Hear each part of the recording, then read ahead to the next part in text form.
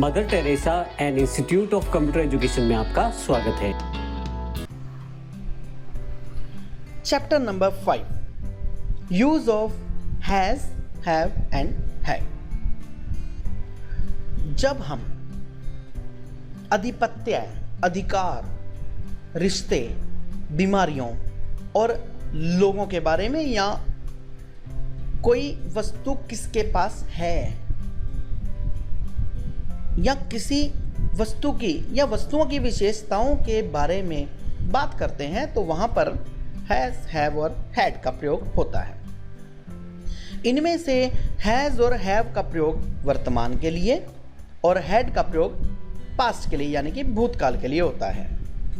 जो भी वस्तु, अधिकार, रिश्ते, आधिपत्य या बीमारियां वर्तमान में हैं हमारे पास या किसी और के पास, या कुछ विशेषताएं हैं हमारे पास या किसी और वस्तु के बारे में या किसी और के पास, उसके लिए हम प्रयोग करेंगे हैज का और हैव का। और जब हम इन सब चीजों की बात पास्ट के लिए करते हैं यानी कि भूतकाल के लिए करते हैं तो वहां पर हमारा प्रयोग होगा हैड का।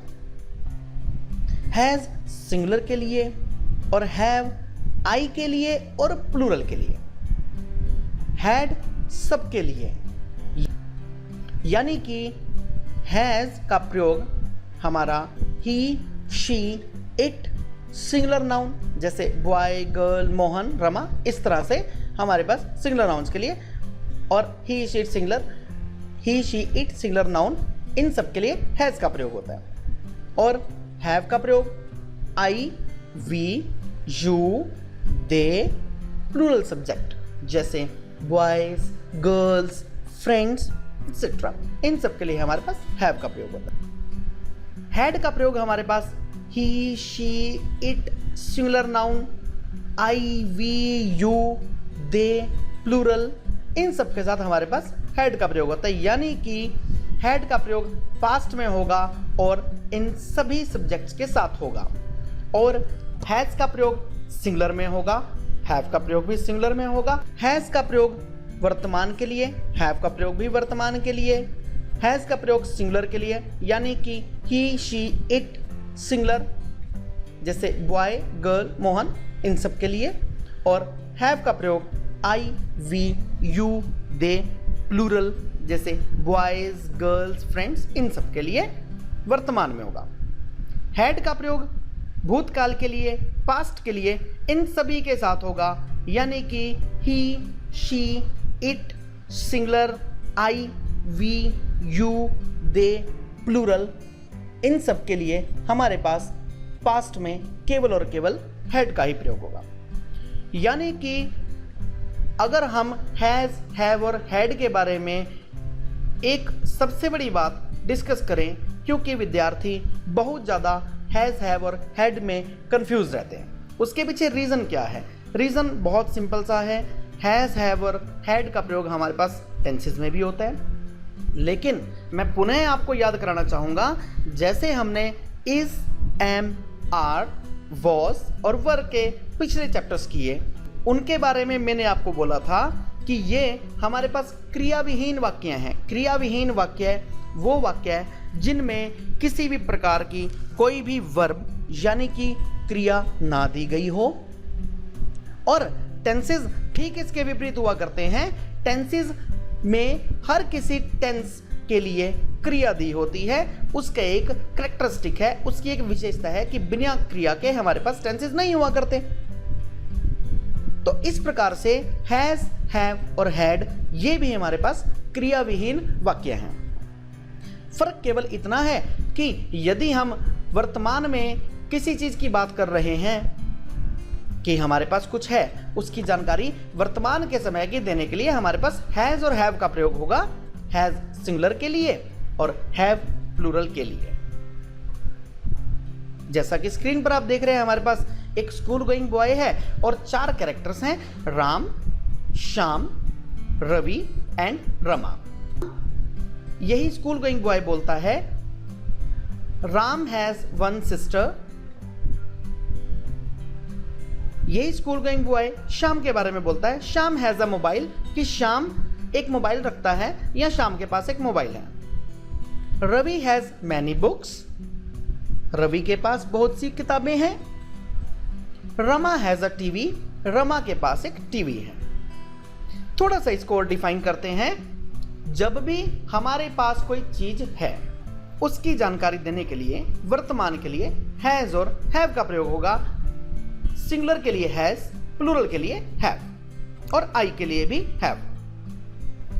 हिंदी में हम सभी हिंदी भाषा में बोलने वाले लोग हैं जो भारत में रहते हैं। हम हिंदी में बोलते हैं तो इसलिए हम अपने माइंड में सब कुछ हिंदी में ही सोचते हैं। जब हम अपने माइंड में हिंदी में कोई चीज सोचते हैं तो हमारे माइंड में कुछ ऐसे वाक्य हुआ करते हैं जैसे मेरे पास एक मोबाइल है। आमतौर पर सीखने वाले बच्चे क्या मिस्टेक करते हैं, लर्नर्स क्या मिस्टेक करते हैं, वो ये देखते हैं कि सेंटेंस में मेरे शब्द दिया हुआ है। कैसे? मेरे पास एक मोबाइल है। लर्नर्स तुरंत मेरे को देखकर, यानी कि मेरे शब्द को देखकर वहां पर माई लगा देते हैं और कई बार एक विद्यार्थी ऐसा सेंटेंस बना देता है माई, और उसको पता है कि इसका हैव लगाना है, माई हैव अ मोबाइल। ये गलत सेंटेंस हो गया। गलत क्यों हो गया? क्योंकि हमने इस सेंटेंस के लिए एक स्पेशल ट्रिक का प्रयोग नहीं किया। आइए सीखते हैं उस ट्रिक को। बहुत सिंपल सी ट्रिक है। जब भी हमारे पास कोई ऐसा वाक्य हो जिसमें पास शब्द लगा हो, जैसे राम की एक बहन है, यानी कि राम की एक सिस्टर है, राम के पास एक सिस्टर है, इसको हम इस प्रकार से, यानी पास वाले शब्द को हम रखने वाले शब्द में कन्वर्ट कर दें तो हमारा सेंटेंस बिल्कुल ठीक बनेगा, क्योंकि हमारा सब्जेक्ट वहां पर ठीक आ जाएगा। कैसे? मैं अपने वाले उसी वाक्य को पुनः दोहराता हूं। मेरे पास एक मोबाइल है, तो मेरे की इंग्लिश हुई माय, हमारा सेंटेंस गलत हो गया। इसको मैं पास वाले सेंटेंस को रखने वाले वाक्य में कन्वर्ट करता हूं। मेरे पास एक मोबाइल है, मैंने इसको ऐसा कन्वर्ट किया, मैं एक मोबाइल रखता हूं। जब मैंने पास वाले वाक्य को रखने वाले वाक्य में कन्वर्ट किया तो हमारे पास सब्जेक्ट सीधा सीधा निकलकर सामने आ गया कि मैं एक मोबाइल रखता हूं। हम वाक्य के शुरू का, वाक्य के आरंभ का सेंटेंस लें, मैं की इंग्लिश हुई आई, और उसके बाद रखना शब्द की इंग्लिश लगा लें, यानी कि आई के साथ हमारे पास हैव लगेगा, तो इसलिए आई हैव।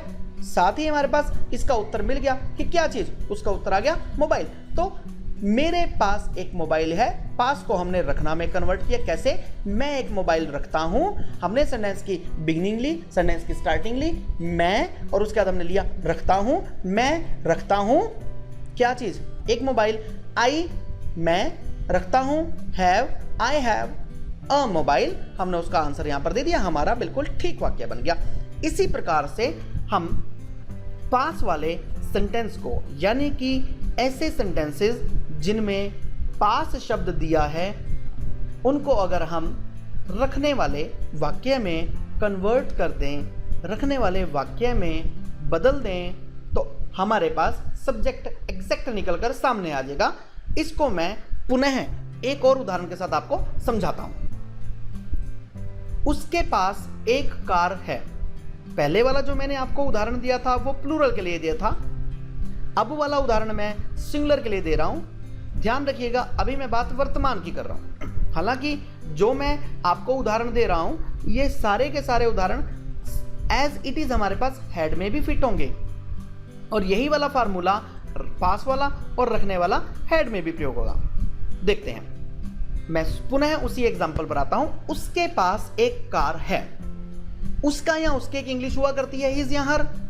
आपने वाक्य में देखा उसके पास एक कार है, हिज या हर आपने शुरू में लगाया और सिंगुलर है इसलिए हैज लगा, his has a car. Oh my God, ये अपने आप में एक गलत सेंटेंस बन गया। क्यों बना? क्योंकि हमें सब्जेक्ट नहीं क्लियर हो पाया। हमें सब्जेक्ट को क्लियर करने के लिए पास वाले वाक्य को रखने वाले वाक्य में कन्वर्ट करना पड़ेगा।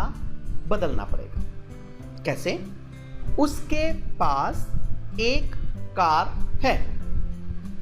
रखने वाले वाक्य में इसको बदलते हैं, यानी वह एक कार रखता है या रखती है। वह एक कार रखता है। दोबारा से उसी फार्मूले पर आते हैं। वह रखता है। वह की इंग्लिश ही, रखने की इंग्लिश ही के साथ हमारे पास हैज लगना है। ही हैज, यानी कि वह रखता है, इसकी इंग्लिश हमने बना ली, ही हैज। साथ ही प्रश्न उठा क्या? एक कार। एक का मतलब ए और कार का मतलब car. He has a car. हमारा बिल्कुल ठीक सेंटेंस बन गया। वह एक कार रखता है। He has a car. अब दोबारा से इस चैप्टर को देखते हैं, दोबारा से स्क्रीन को देखते हैं। यही स्कूल गोइंग बॉय इन चारों के चारों कैरेक्टर्स के बारे में, इन कैरेक्टर्स का नाम है राम, श्याम, रवि और रमा। इन चारों के बारे में इनका एक मित्र बोलता है, Ram has one sister, Ram की एक बहन है। Ram has a mobile, Ram के पास एक मोबाइल है। Ravi has many books, Ravi के पास बहुत सी पुस्तकें हैं। Rama has a TV, Rama के पास एक टेलीविजन है, यानी कि रमा के पास एक टीवी है। मुझे लगता है आपको मेरे इन उदाहरणों को देने के बाद, जो मैंने आपको समझाया, इस तरीके को सीखने के बाद मुझे लगता है आपको अब इन सेंटेंसेस का मीनिंग जो है ज़्यादा क्लियर हो गया होगा। इसको एक और स्टाइल में भी हम लोग यूज कर सकते हैं, जो इसका एक मॉडर्न स्टाइल चल रहा है। राम हैज वन सिस्टर, अगर हम हैज के साथ गोट भी लगाएं तो तब भी हमारे पास एक मॉडर्न सेंटेंस, एक अच्छा, एक ब्यूटीफुल सेंटेंस बन जाएगा, जो कि ठीक होगा। हैज या हैज गॉट, इनका सेम मीनिंग है। हम दोनों के दोनों यूज कर सकते हैं अपनी सुविधा अनुसार। कभी हम हैज का यूज करें, कभी हम हैज गॉट का प्रयोग करें। इस प्रकार से हमारी भाषा में एक वैरायटी आ जाएगी, जिससे हमारी भाषा सुंदर लगेगी।